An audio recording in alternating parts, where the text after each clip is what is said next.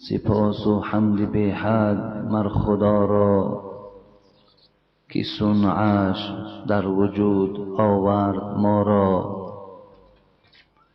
هر دم از ما صد درود و صد سلام بر رسول و آل و اصحابش تمام. السلام علیکم و رحمت الله و برکاته.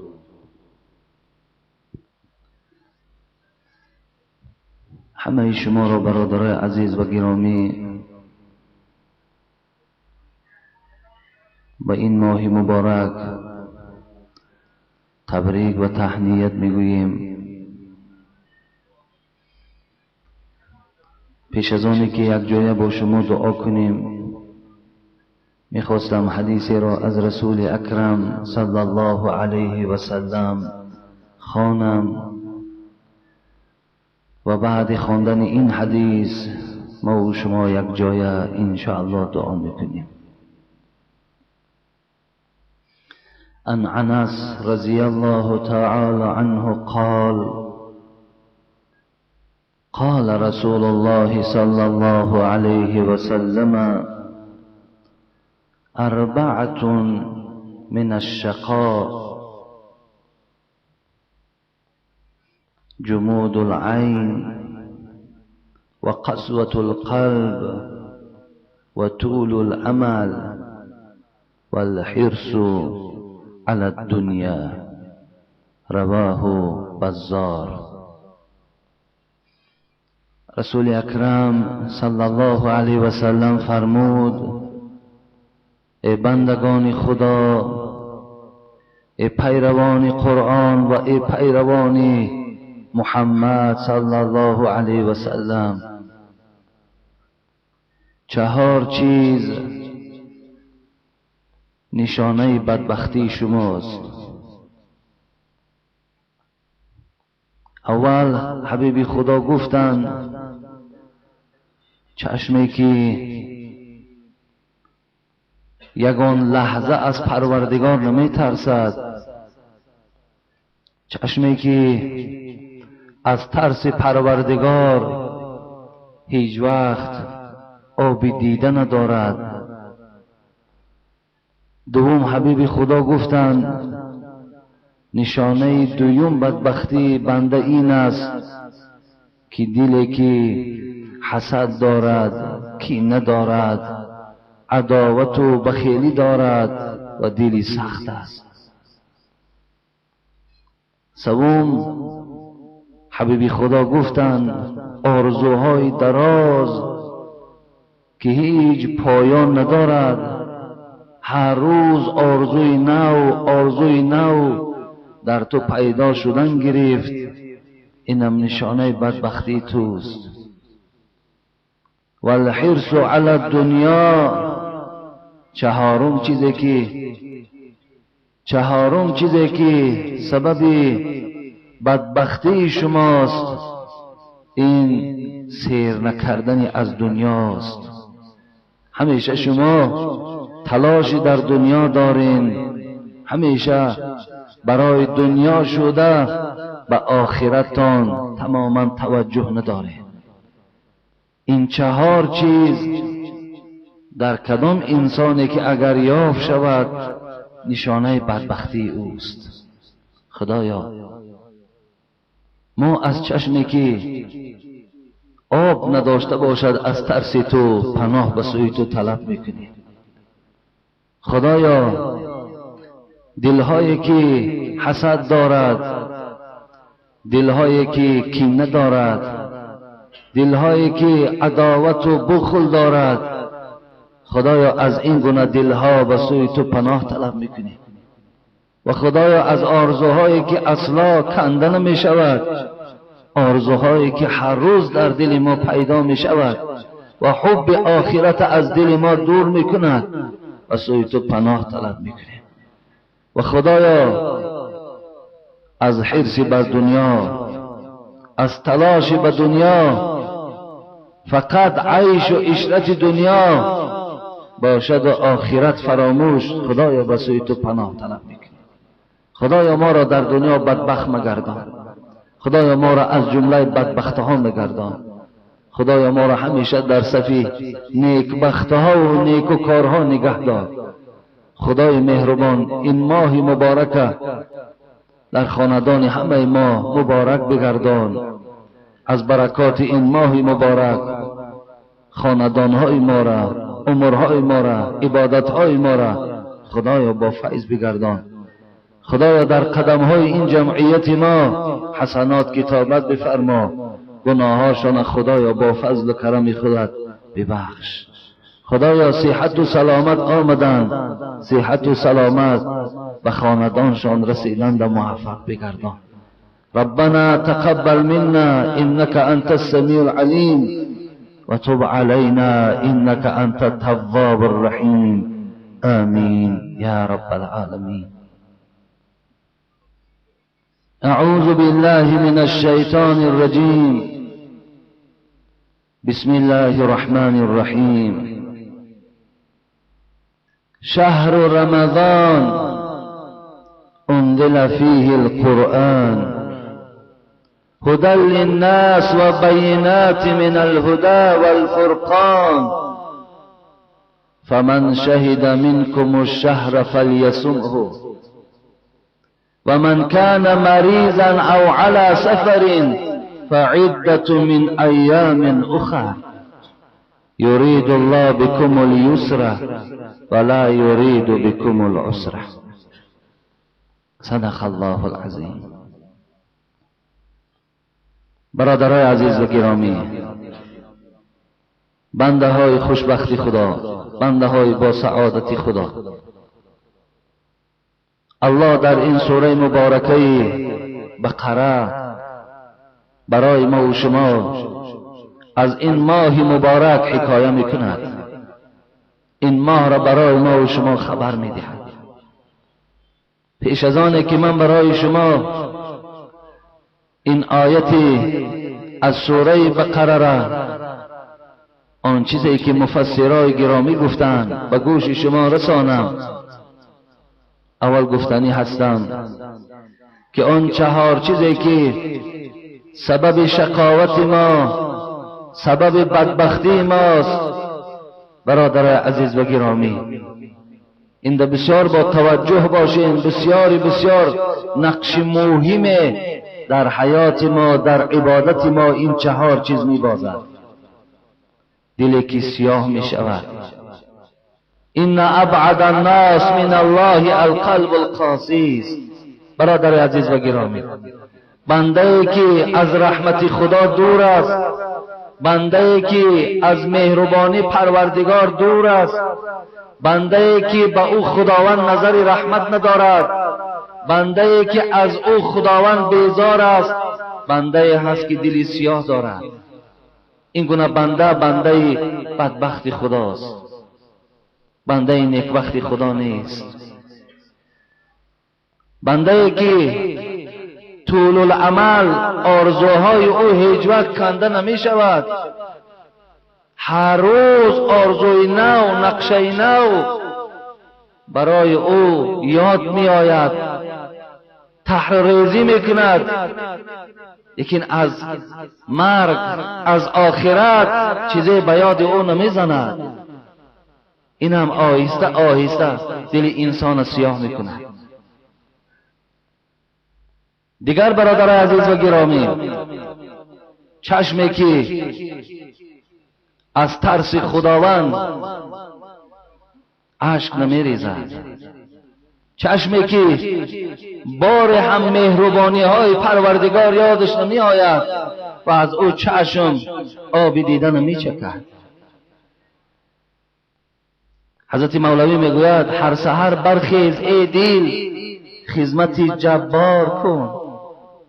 هر سحر برخیز ای دل خدمت جبار کن، گر توانی بعد خدمت گریه بسیار کن. حضرت میگوید بعد خدمت، بعد آنه که تو پایبند به عبادت خدا شدی، هیچ وقت عبادت پروردگارت را به آب چشم انجام ندی. گریه و زاری عجب سرمایه درگاهی اوست. هر دم صبح سعادت خیش را بیدار کن. پروردگار آب چشم دوست می دارد. خداوند از دیده انسان وقتی که آب می ریزد، الله این آب دوست می دارد. رسول اکرم صلی الله علیه و سلم می گوید کل عین باکیت یوم القیامه، همه چشم روز قیامت می گرید. روز قیامت که قائم می شود همه چشم ها گو می گرید. الا عین غضت عن محارم الله و عین سهرت فی سبیل الله و عین خرج منها مثل رأس الذباب من خشیت الله تبارک و تعالی. حبیبی خدا گفت سه چشم در روز قیامت گریه ندارند، سه چشم در روز قیامت شادی دارند، خرسندی دارند. کدام چشم هاست؟ یکم گو حبیبی خدا چشمی که در دنیا حرام پروردگار دید لذت نبرد. هر یک حرام کرده خدا را وقتی که با چشم می‌بیند نفرتش بیدار می‌شود و هیچ وقت با چشم خود در حرام خداوند لذت نمیبرد. یعنی چشم جا از دیدن حرام خداوند در حال گویم 180 گرادوس اون طرف میگرداند، نفرت پیدا میکند، دوست نمیدارد، محبت ندارد، برای اصلاح اون حرام از بین بردن کوشش دارد. این چشم در روز قیامت حبیب خدا گفت خوشبخترین چشم است، شادی دارد. دوم چشمی که روز قیامت شادی دارد چیست؟ عین سهرت فی سبیل الله، چشم آن کسانی که تا سحر بیدار پایبند عبادت خدا، تا روز چشمهاش کشاده و خواب نمی کند، خوابش به خانه قبرش مانده است، دنیا دا فقط و فقط پایبند عبادت خدا. تا روز این چشم بیدار است. این چشم روز قیامت از چشمهای میگیرستگی نیست، بلکه چشمی است که شادی دارد، خرسندی دارد، زیرا که او آب چشمش در دنیا کرده بود.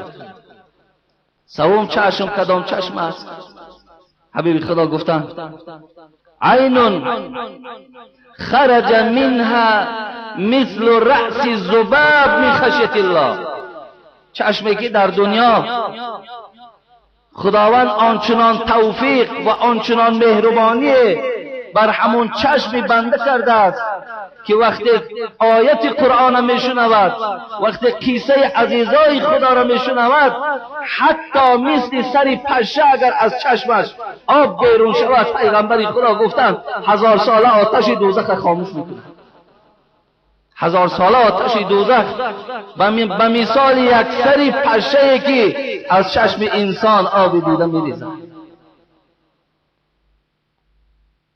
وقتی عایشه را مادر ما وقتی گفتند رسول اکرم امر کرد، رو گفت ابوبکر پدرت بگو که نماز مردم خواند، پیغمبر خدا از جاش خیسته نمیتواند.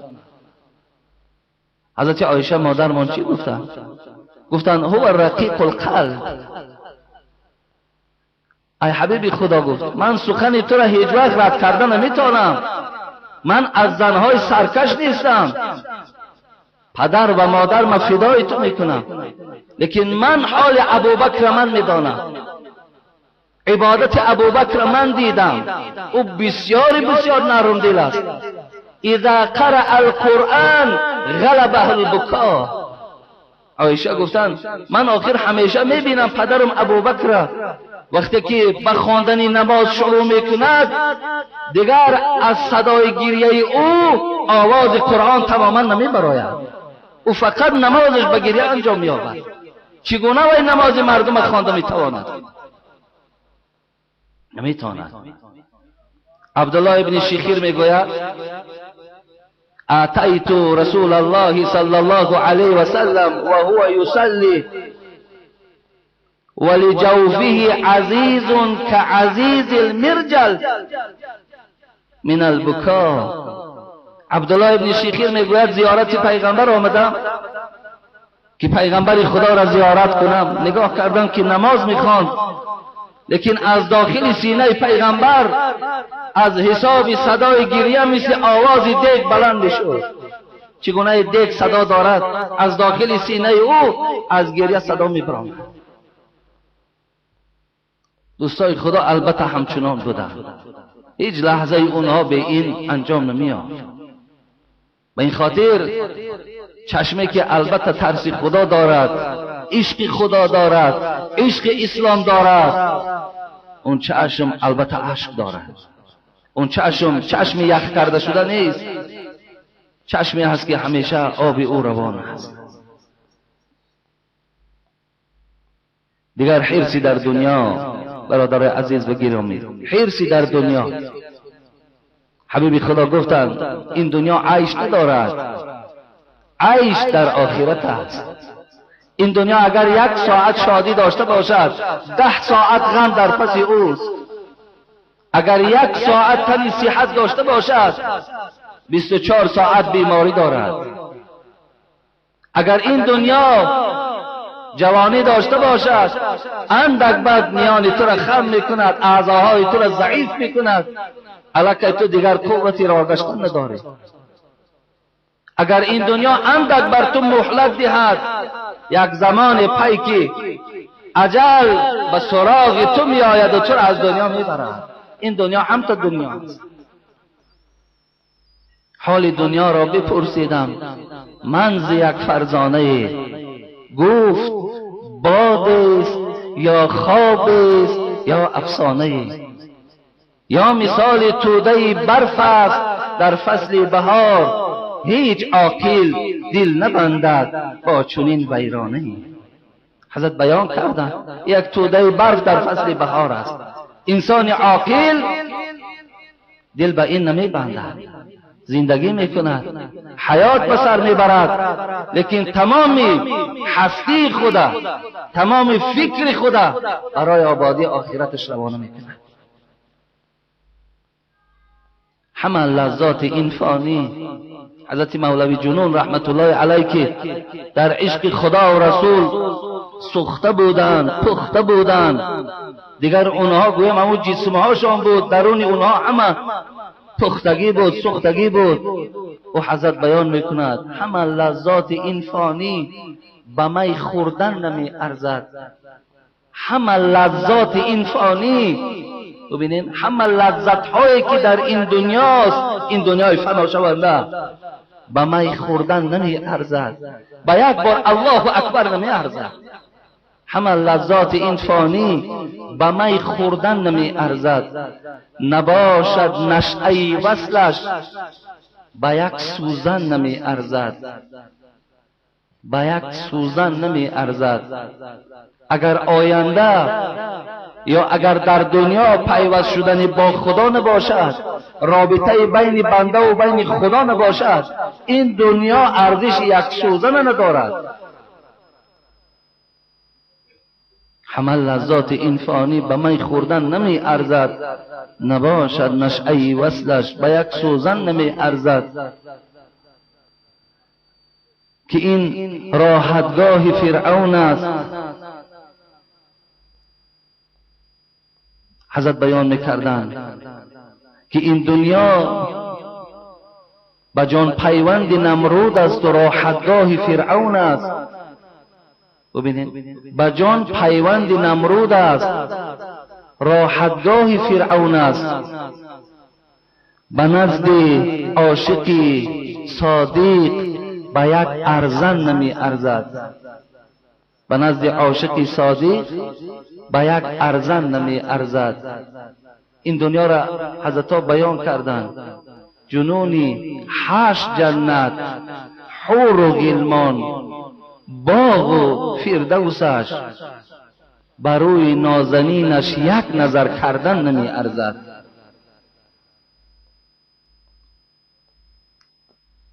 خدای مهربان در دل همه ما مهر آخرت جایگیر بگرداند. خداوند آخرت ما را آباد بگرداند.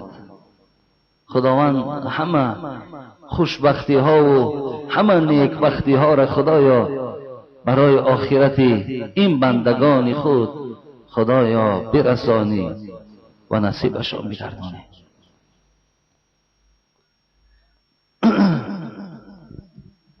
شهر رمضان انزل فیه القرآن.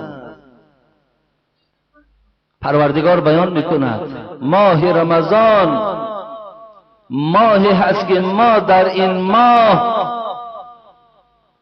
این قرآن را نازل کردیم. این قرآنی که در خاندانهای شماست.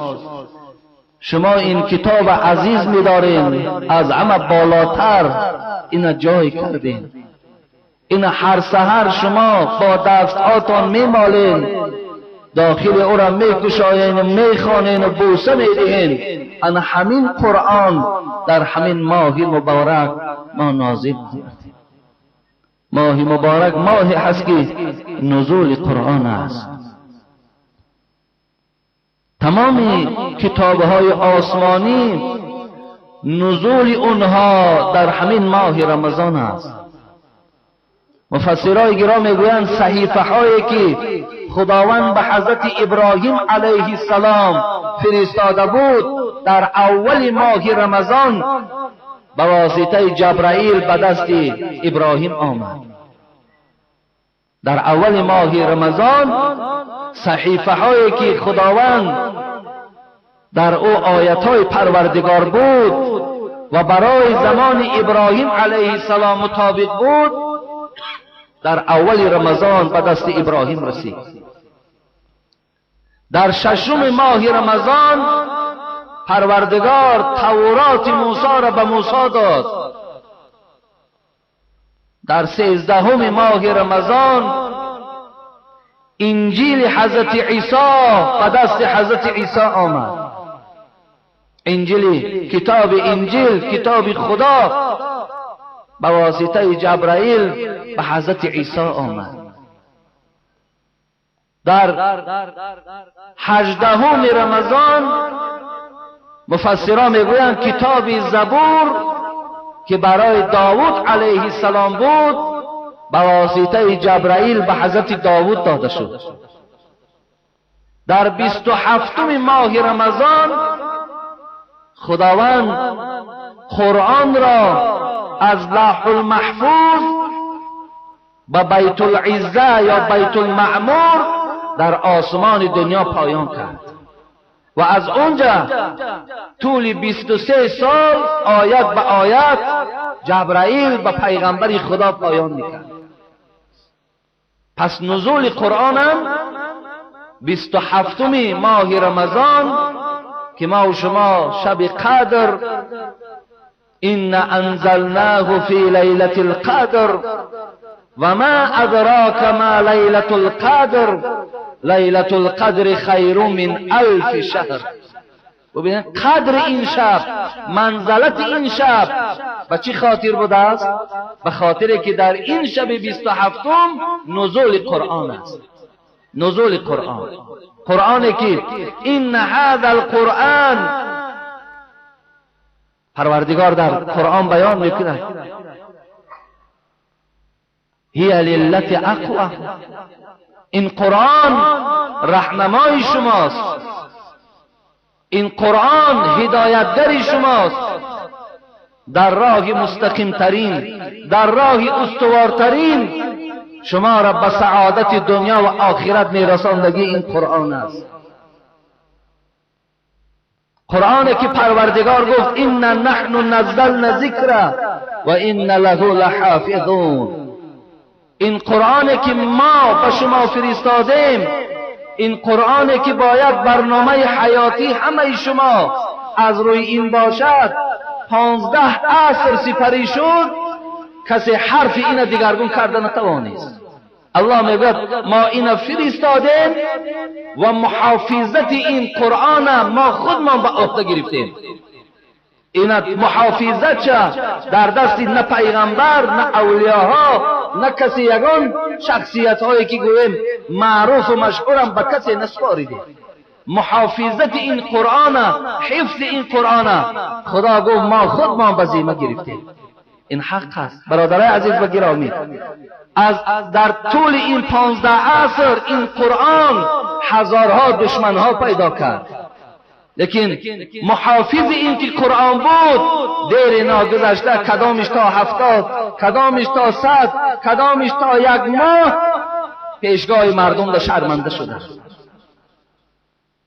هیچ وقت شمع حق رائف کنی تو ای عجوز، هم تو سوزی هم سرت ای گنده پوز. حضرت مولوی میگوید این شمع خداست، این شمع پروردگار است. هر کسی که با این توف میکند، هر کسی که با این دشمنی میورزد، هر کسی که اینا میخواهد که تغییرات درآورد، هم تو سوزی هم سرت ای گنده پوز. البته میسوزی، شرمنده میشوی، در خجالت میمانی، بیماری فلج میشوی و از دنیا ایمان نمیبری. این هیچ کس با این مقابلت نشان دادن نمیتواند، زیرا این کلام پروردگار است، همان خدایی که با او هیچ قدرت برابر شده نمیتواند، همان پروردگاری که یسبح لله ما فی السماوات و ما فی الارض. تمام آن چیزی که در بین زمین و آسمان است از او پروردگار میترسند، همه تسبیح خدا را میگن. محافظ این قرآن همون پروردگار است. کی شود دریا ز پوزی سگ نجس، کی شود خورشید عزیفی منتمس. ای بریده آن لب و حلق و دهان، کی کند توف سوی مه یا آسمان.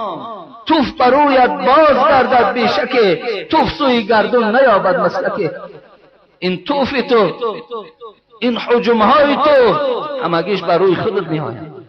این قرآن الله وعده داد تا روز قیامت هیچ کس به این چکه شدن نمیتواند، هیچ کس این تغییرات در آوردن نمیتواند.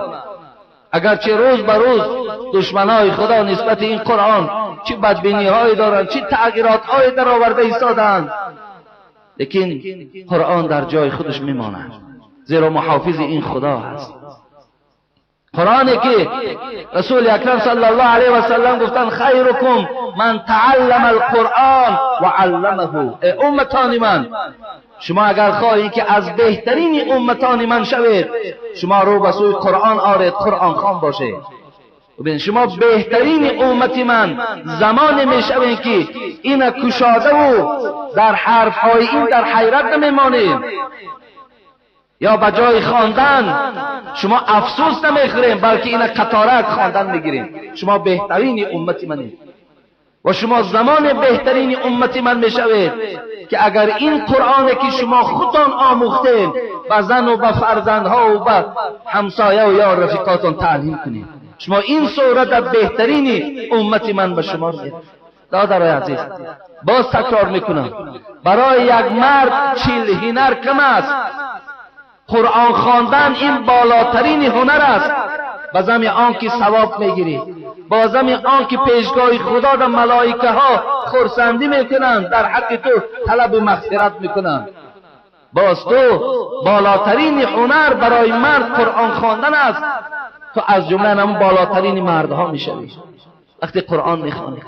من برای شما در اول ماه رمضان گفته بودم که حبیب خدا یگان لحظه در ماه رمضان از قرآن جدا نمی ایستاد، همیشه قرآن میخواند.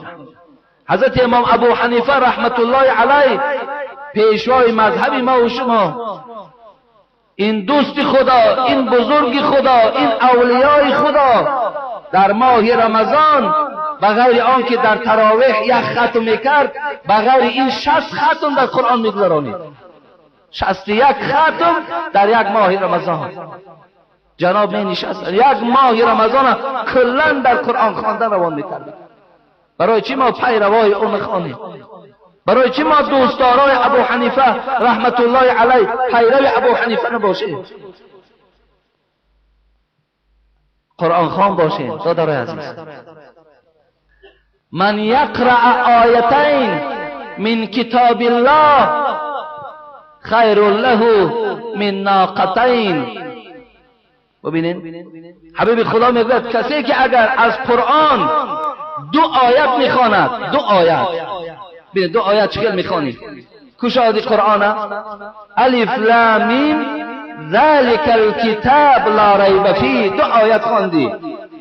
پیغمبر خدا گفت مکافات چیز؟ خیر له من ناقتین، بهتر از این که تو 2 شتر در راه خدا قربانی کردی. بهتر، خیر له، بهتر است برای تو از این که تو 2 شتر در راه خدا قربانی کردی، از ثواب اون ده، از پاداش اون ده دیده 2 آیت قرآن با چشم خواندی، این بالاتر و این افضلتر است. برادر عزیز بکرم، برای چه این پاداش بزرگ از دست دهیم؟ رسول اکرم صلی الله علیه و سلم به نهایت در اطراف قرآن خواندن حدیث‌های زیادی دارد که مثل المؤمن الذي يقرأ القرآن مثل الاترجة ریحها طیب و طعمها طیب. ببینین شما همت الحمدلله مؤمنین برادر عزیز، مسلمان شما، خوش به حالتون، خوش به حال شما که شخصای مسلمانین، شخصای ایماندارین. پیغمبر خدا میگوید آن مؤمنه که او قرآن میخواند، او گوییم که تمثیل زدن، تشبیه دادن، گفتن این مؤمن مثل اپلسین است، ریحها طیبون و طعمها طیبون. ببینین هم بوی خوش دارد هم مزه خوش دارد. مؤمنه که قرآن میخواند تو مثل اپلسین، هم بوی خوب داری هم مزه خوب داری. مثل المؤمن لا يقرأ القرآن مثل التمر لا ریح لها و طعمها حلو. حبیب خدا میگوید آن مؤمنه که قرآن نمیخواند، مثل بعضی برادرایی که اینجا نشستن و صدای ما را میشنوند، مؤمنن، ایمان دارن، 5 وقت نماز میخوانند، خدا و رسول دوست میدارند، همیشه پایبند حلالن، از حرام ها دور میگریزند، لیکن قرآن که نمیخوانند. پیغمبر خدا گفت مؤمنه که قرآن نخواند وای اپلسین نیست، وای خرماست، مزه خوب دارد لیکن بوی خوب ندارد، بوی ندارد. مقصد خرما بوی ندارد، فقط مزه شیرین دارد. مثلا شما به خاطر ایمانتان، به خاطر اسلامتان مزه شیرین دارید، لیکن قرآن که نمیخوانید شما بوی ندارید. ما باید از جمله مؤمن های شویم که هم بوی داشته باشیم هم مزه داشته باشیم. رسول اکرم صلی الله علیه و سلم در دیگر حدیث های پیغمبر خدا میگذارد من قرأ القرآن و عمل به البس والداه تاجا یوم القیامه ذوقه احسن من ضوء الشمس فی بیوت دنیا. رسول اکرم میگوید کدام جوانی که در دنیا قرآن خوان باشد، فردا روز قیامت پروردگار پدر او را در بین مردم از همه پیش بگذارد.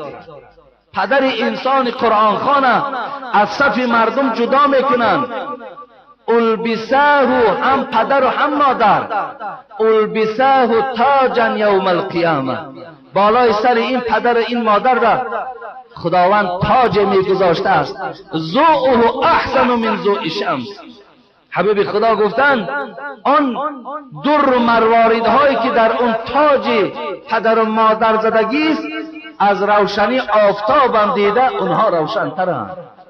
این بالای سر کیست؟ بالای سر آن کسی که حتی خودش که امکانیت خواندن نداشت، حداقل بچه‌ش قرآن خوان کرد، دخترش قرآن خوان کرد. روز قیامت خداوند به خاطر این مهنت و زحمت بالای سر تو تاج میگذارد که روشنی او چشم خیره کننده است. ببینید برادر عزیز و گرامی، به خدا قسم گفتی همون مولوی جنون اگر داری بسر 1 ذره هوش، بکن این در سخنها حلقه گوش. اگر 1 ذره عقل داری، 1 ذره فراست داری، اگر یک ذره برای قیامت و قبرت اگر کوشش کننده باشی برادر عزیز و گرامی، این بشارت هایی که از خدا و از رسول او برای ما بیان شده ایستادند، اینا را از دست ندهیم، اینا را از دست ندهیم. من قرأ 10 آیات فی لیلة لم یکتب من الغافلین، این بیهقی روایت کردند. اگر کسی که در یک روز 10 آیت از قرآن خواند، خدا او را از گروه غافلا همان روز خط میزند. 10 آیت. اگر کسی 10 آیت از قرآن نمیخوانده است، او از جمله غافلان بوده است، از جمله کسانی که در غفلتند، در بی‌پروایی اند. از این جمله اینا خدا ما را خط میزند. وقتی روز اگر حد اقل ما 10 آیت از قرآن خوانیم.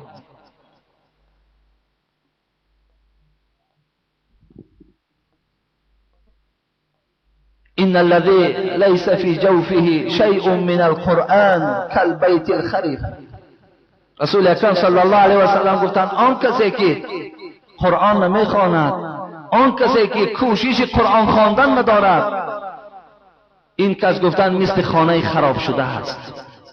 یک خانه که چپه می شود، که دیدگی آدم هم ناراحت می شود و او را در حال می خواهند که تیزد از اونجا برداشته دور برده پرتایند، گویم نظرشان ناراحت کننده، ایستادی ویم در همونجا ناراحت کننده.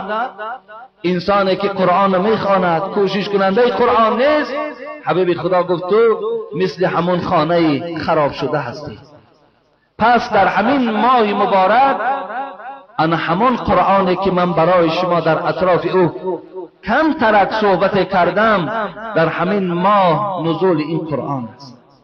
هدی للناس و بینات. این قرآن پروردگار میگوید هدایتگر برای شماست، برای شما بیان میکند. و الفرقان، جدا میکند حرام را از حلال. فمن شهد منکم الشهر فلیصمه. خدا گفت اگر مبادا کدام تو را مهلت دادم، کدام تو را عمرت باقی ماند و به ماه رمضان رسیدی، به ذمه تو فرض است این که تو از ماه رمضان روزه گیری. الحمدلله که این برای ما و شماست که خداوند برای ما در این ماه مهلت جدا کرد، ما و شما را حیات داد، ما و شما را نمیراند، ما و شما را از این دنیا نبرداشت. پس به ذمه ما و شما داشتن این ماه مبارک، بعد ذمه زنهای ما، دخترهای ما، نبیرهای ما، آن کسی که به سین بلاغت رسیدند، خداوند به همگیش فرض گرداند. ببینید فمن شهد منکم الشهر، شهر اینجا در یک حکمت دیگر هم ناگفته نگذاریم. اینجا خداوند ماه ذکر کرد، ولی بعضی انسان ها میگویند که نه، ماه رمضان 3 روز است. فقط این همه پیشواها و آدمای باسواد که روز شکی گم کردن یا روز همون اساسی شکی نمیدانند، و همین خاطر ما یک ماه کامل روزه میگیریم. نه برادر عزیز، خدا گفته ایستاده است فمن شهد منکم الشهر. شهر ما یا 29 می شود یا 30 می شود. پیغمبر خدا 29 روز هم روزه گرفتند، 30 روز هم روزه گرفتند. پس ما را خداوند میگوید وقتی که رمضان که به شما آمد، این ماه خواه 29 باشد، خاصی باشد، شما روزه گیرید. فمن شهد منکم الشهر فلیصمه و من کان مریضا او علی سفر. یکی مبادای ماه رمضان آمد و برادر عزیز و گرامی شما بیمار باشین، چی؟ خداوند به شما بیماری قند داد، بیماری فشار خون داد، یا بیماری داد که شما به نوشیدن و به طعام خوردن گویم که مریض میشوین، باز مریضیتون اوج میگیرد. مقصد به طعام و به شراب شما ایستاده نمیتونید. بیماری هست که یا درد معده دارین که تیز تیز استعمال کردن لازم. خلاص تنی درمند داریم که به طعام و به شراب ایستادن ناممکن است. اسلام حرج ندارد برادر عزیز و گرامی، اسلام مشکلات ندارد. خداوند در دوام همین آیت یرید الله بكم اليسر ولا یرید بكم العسر، خداوند همیشه از شما آسانی میخواهد، هیچ وقت پروردگار بالای شما مشکلات نمیاره. حبیب خدا میگوید انما بعثتم میسرین ولم تبعثوا معسرین، ما آمدیم که برای بنده های خدا سبکی دهیم، آمدیم که برای بنده های خدا گویم که راه های چقدر سبک نشان دهیم، نه آمدیم که تا که بالای بنده های خدا مشکلات جاری کنیم. به این خاطر کدام از شما بیمار هستین که شما به خوردن و به نوشیدن ایستادن شما را طبیب های ما اجازت نمیدهند، خدا برای تو رخصت خوردن داده است. تو بیماری، ماه رمضان ده روزت میخوری برادر عزیز، وقتی بیماریت که از بین رفت این روزها در گردن تو قضا هستند، تو این روزها را روزه میداری. یا خداوند میگوید او علی سفرین، یا شما در سفر هستین، مثلا مدتی مسافه مسافری را طی کردین، شما از قرغان تپه و از دوشنبه و خب گویم از دنگره و از دیگر مکانهایی که از 80 و از 90 کیلومتر بالاست، وقتی که شما طی کردین الله برای شما رخصت داده است که اگر شما روزتان نخورین هم پیشگاه خدا در گناهگار نمیشوید. اینا امتیازهایی هستند که الله برای بندگانش نصیب کرده است. حتی اگر سفری شما سفری آرام هم باشد، حتی شما در جای مهمان میشوید که فقط خانه خودت نیست، خواه خانه دخترت است، خواه خانه بچت است، خواه خانه همسینفت است، تو مسافری، تو حق رخصت خوردن داری. لیکن اگر گویی نه من مثال شرایطم خوب است خیلی نمیخورم، این دم حق داری. و صوم سفر لا یضر احد، صاحبای مختصر هم میگن که خدا خیرشان دهد که اگر سفری که برای تو یگان زیان و ضرر نآرد خوب است که تو روزه نخوری. اگر روزه در مسافرتی هم که گیری همون روزه تو روزه حساب میخوره. لیکن وقتی میبینی امکانیت ها نیست یا یگان مشکلات داری برای تو رخصت است. مشکلات هم نباشد برادر عزیز رخصت خوردن داری.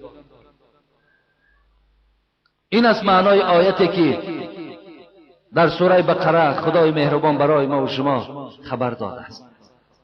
پس میگذاریم به حدیث هایی که در این ماه مبارک تعلق به ماه مبارک دارد که این ماه ها چی فیض دارند، چی برکات دارند، برای چی ما اینقدر خودمان از طعام و از شراب و همه آن چیز در پیشمان مهیا هست ولیکن تناول نمیکنیم. اینا آیا مکافاتش چیست؟ رسول اکرم صلی الله علیه و سلم گفتند من انفق زوجین فی سبیل الله دعی من ابواب الجنه یا عبدالله هذا خیر.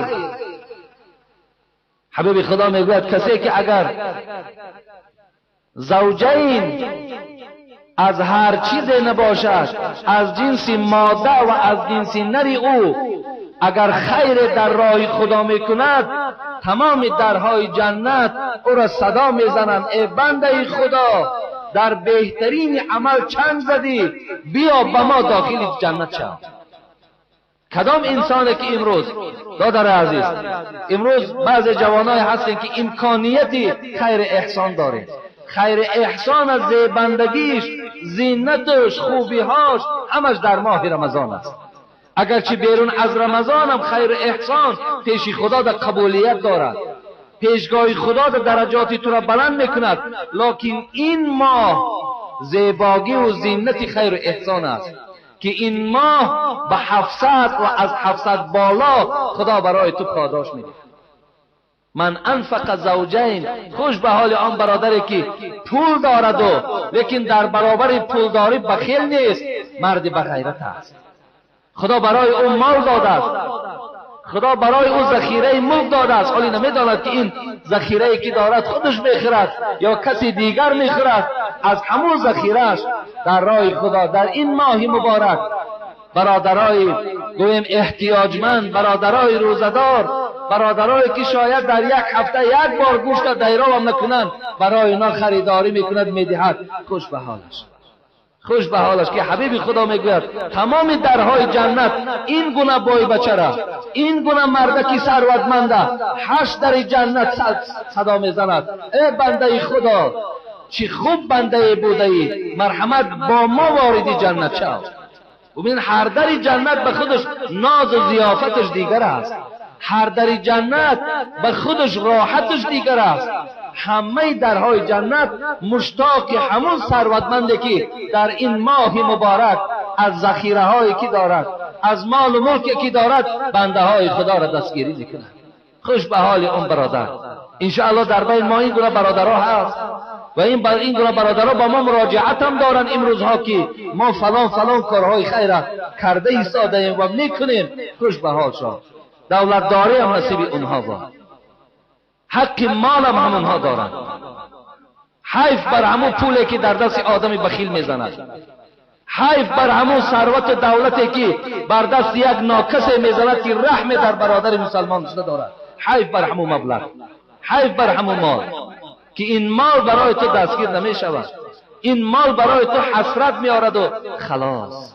حضرت علی میگوید وقتی من فاطمه دختر پیغمبر خدا را وقتی در گور گذاشتم شب خیلی ناراحت بودم، خیلی غمگین بودم که از بهترین دختر رسول اکرم فاطمه امشب جدا خواب کردم. بیقرار شدم و سحر به نزد قبر حضرت فاطمه آمدم. نگاه کردم به سوی قبرستان و در حال میگوید یک الهام برای من آمد و به قبرستان ندا کردم ای اهل قبرستان، زمانی که شما مکانهاتان تغییر دادین، یعنی از خانه های دنیاییتان به این خانه آخرت آمدین، خانه هاتان صاحب پیدا کردن. ای اهل قبرستان، زنهای شما شوهر کردند. ای اهل قبرستان، مالهای شما را وارثای شما تقسیم کردند. وقتی حضرت علی میگوید این ندا را من به سوی قبرستان کردم، هاتف یک صدای به گوشم رسید که ای دوست خدا بسیار سخن خوب گفتی، این باید عبرت در تمام مردم زنده شود، برای تمام مردمی که بیرون از قبرند برای اونا عبرت شود که البته خانه های اونها صاحب میابند، مال های اونها تقسیم میشوند، زن های اونها شوهر میکنند. حاتف میگوید گفت آنچه خوردیم فایده کردیم. میگوید از قبرستان صدا آمد آنچه خوردیم فایده کردیم، آنچه پیش گذاشتیم یعنی آنچه پیشکی خیر احسان کردیم برد کردیم فایده شدیدیم، و آنچه که پسنداز گذاشتیم در اونها افسوس خوردیم و در اونها ضرر در پیش خدا کردیم. برادر عزیز و گرامی، این قصه ها خوردن لیکن عبرتی بلند دارند، بسیار عبرتی بلند دارند. پریشان کن امروز ای گنجی نجوس که فردا کلیدش نه در دست توست، کنون بر کف دست نه هرچی هست که فردا بدندان گز پشت دست میگزی. حسرتی میشوی، پشیمان میشوی، دیگر پشیمانی داخل قبر برای تو فایده ندارد. برادر عزیز و گرامی، شیطان از وسواس شیطان خود نجات ده، هیچ وقت به غیرت نشو. تو آخه 10 دین نداشتی، تو یک سامان نداشتی، خدا تو را به دولت کرد و تو را صاحب مال و ملک. فراموش نکن این مال و ملکی که در دستاری همه را خدا به تو داد، با همون خدا قادر است که از دست تو گیرد. وقتی تو بخیلی را برای خود اگر پیشه میکنی، تو اگر رحم از خود دور میکنی، خداوند باز همون مال و ملک از دست تو میگیرد. و انفقوا مما رزقناكم من قبل ان یأتی احدكم الموت فیقول ربی لولا اخرتنی الى اجل قریب فاصدق واكن من الصالحین ولا يؤخر الله نفسا اذا جاء اجلها والله خبیر بما تعملون. میخواستم همین آیت تعلیل نمایم، شاید برای بعضی برادرایی که مال دارن، ثروت دارن، خوش به حالتان. من همیشه دعا میکنم که شما ثروتمند باشین، شما دولتدار باشین، لکن از یاد برادر در غفلت نباشی، از یاد همسایت بی پروا نباشی. خودت خوری و خودت راحت کنی و زن و فرزندت معیشت کنن و همسایه پهلوی تو در گرسنگی باشد، تو را ایمانت کامل نیست. تو هر روز از خاندان او همسایه دعای بد میشنوی. خداوند فرمود نفقه کنید، ای شخصانی که ما به شما مال دادیم در راه خدا خیر کنین، مما رزقناکم، از آنچه که ما به شما دادیم، من قبل ان یأتی احدکم الموت. خدا میگه پیش از آنه که این تنی صحتی که تو داری، این لباسهای زیبایی که تو میپوشی، این خوشبویی هایی که $100 و $500 ارزش دارد در بدنهات میزنی، این ماشین های نرم و ملایمی که تو سوار میشوی، روز از روزها از این ماشین ما تو را میفراریم و در بستر بیماری خوابت میکنیم. الله میگوید روز از روزها این لباس های زیبا را از بدنت بدر میکنیم، در جایگاه خواب میکنی که بغیر بوی بیماری، بغیر بوی همون لطپاره که بالای او خوابی دیگر بوی نداری. روز از روزها بالای این دمات را میخوابانی. پیش از آنه که این حالت برای تو بیاید، خداوند میگوید تو دستگیری برادرای مسلمان کن، تو خیر احسان کن، تو حال مسکین و بیوه ها و بیچاره ها و طالب علما و حال مسجد ها در نظر کن. من قبل ان یأتی احدکم الموت فیقول ربی.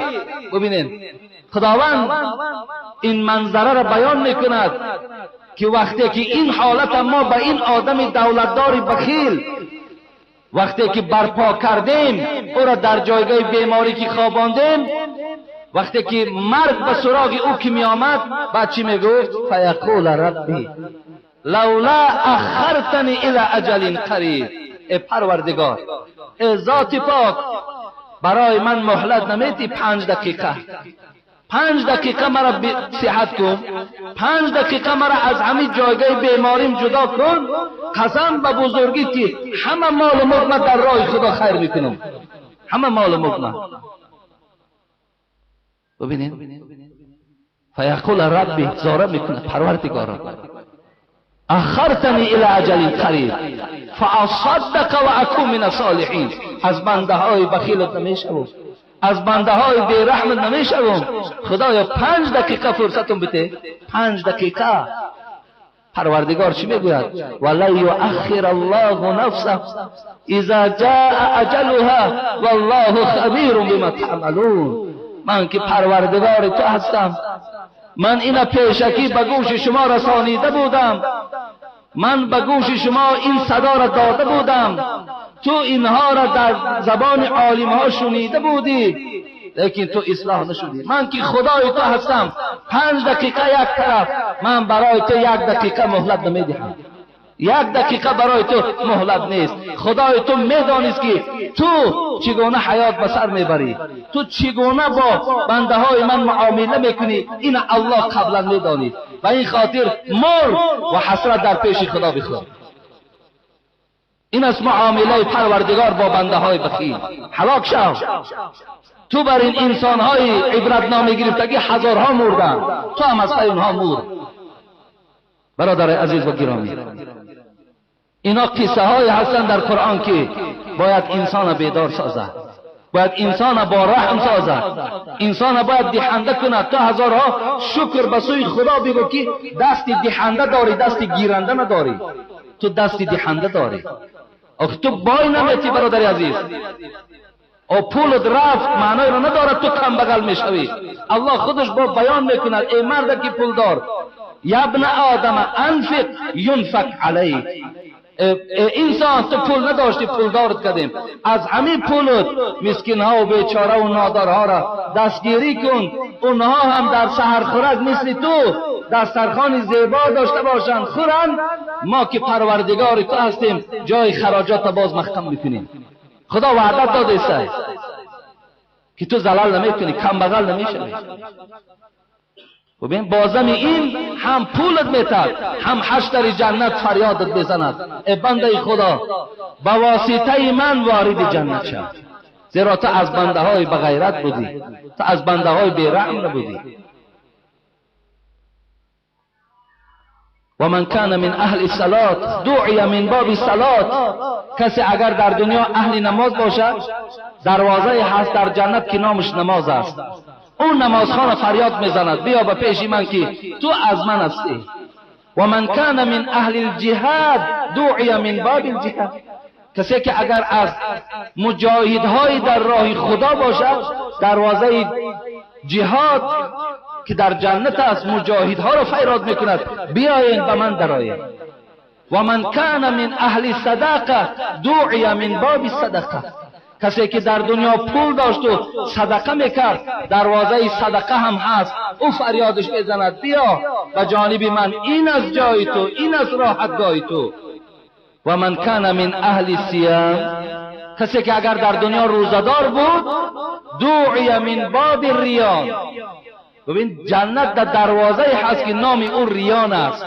ریان آدمای روزدار ان همون دروازه که نامش ریان است همون فریاد میزند ای روزدار بیا و دروازه نماز و صدقه و جهاد توجه نکن، این از راه تو، این از جای تو. آدم روزدار دروازه ریان نام تو را میگیرد، نام پدر تو را میگیرد. تو در دنیا ما را حرمت کردی، تو در دنیا به قدر ما رسیدی، تو به آمدن ما خرسند بودی، تو به رفتن ما غمگین بودی، بیا که این از باششگاه تو. وقتی که حبیب خدا گفت من دخل شریبه برابری در دروازه ریان در آمدن روزدار، چگونه که شاهها را استقبال میگیرن و اول برای حلق اونها را تر کردن بالای گویم که همون لگنهای فسان، شیش گویم که همون ظرفهای قیمت قطع آبشان میدهند، برابری در دروازه ریان در آمدن روزدار حورهای جنتیه که خدا برای شما آماده کرده است، بالای همون لگنهای فسان، بالای همون پدناسهای فسان که در ظرفهایی که یک ظرف او را پیغمبر خدا میگوید اگر به مال دنیا فروشی از مال دنیا را قیمت میستد. در داخل ما آب برای آدم روزدار پیشنهاد می شود بگیر این آب بنوش و بعد آب نوشیدن من که در نکاح تو هستم، من در خدمت تو قایم هستم. ببینین من شرب لم یظمأ ابدا. حبیب خدا گفت کسی که از این آب دروازه ریان نوشید اصلا دیگر تشنگی او را فرا نمیگیرد. این دروازه ریان برای آدمای روزدار است. وقتی اینا ابوبکر صدیق بسیار آدمی گویم که صادق بودن گوش کرد، بعد چی گفت؟ ای حبیب خدا آیا هست شخصی که تمام همین دروازه هایی که نام گرفتی همه همین دروازه ها و فریاد زند همین تا بنده خدا هست که دروازه جهاد، دروازه نماز، دروازه صدقه، دروازه روزه، همین دروازه ها همش فریادش زنند، هم تا بنده در روی زمین هست؟ حبیب خدا میگوید به سوی ابوبکر تبسم کردند و چی گفتند؟ نعم گفتند ابوبکر بله هم تا بنده ها خدا دارد که همه دروازه های جنت برای او مشتاقند، او را منتظرند، او را فریاد بزنند. و ارجو ان تکون منهم. ابوبکر من در پیشگاه پروردگارم امید دارم و گمانم همین است که ای ابوبکر تو از جمله همون بندگان هستی. ابوبکر صدیق حبیب خدا در دنیا علاکه بشارت داد همه نمون دروازه هایی که خواهش توست انمونا همش در ابوبکر فریاد بزنند تا از جمله همون بندگان هستی. پروردگارا ما نیز خواهش من همین است، میل من همین است. اگرچه بنده های ضعیفی تو هستی، اگرچه بنده های گویم خیلی ضعیف ایمانی تو هستی، اگرچه بنده های بیغیرتی تو هستی، اگرچه بنده های تنبلی تو هستیم، خدای مهربان ما را از جمله آن کسان گردان که دنبال ابوبکر باشه و تمام درهای جنت ما را صدا زند. خدای مهربان اگرچه ما لایق اینم نداره، اگرچه عبادت های ما در برابر این نعمت های تو همش عاجزند، لیکن خدایا اگر تو خواهی اینا بالای ما برپا میکنی. پروردگارا ما را از جمله همون بندگانت گردان. خدایا ما را دوستدار ماهی مبارک گردان، ما را پشتیبان ماهی مبارک گردان، ما را پشتیبان قرآن گردان، ما را پشتیبان اسلام گردان. خدایا این راهی که برای ما نصیب کردی، اگر میلیارد شکر به سوی تو گوییم تا حال این شکر ما باز کم است. خدایا از این راهی راست، از این راهی حق خدایا ما را منحرف مگردان. ربنا تقبل منا انك انت السميع العليم وتب علينا انك انت التواب الرحيم. آمین یا رب العالمین. ان شاء الله ما جمعه آینده خدا خواسته باشد دوام این موضوع را برای شما باز بیان میکنم. خب اینجا در دعا کنید، گفتن در حق مرحوم فیروز جان 22 ساله از نایه حمدانی دعا کنید. خدای مهربان فیروز جان گورشه پر نور و قبرشه خداوند از همه فتنه ها خالی گردانه و خداوند پدر و مادرشه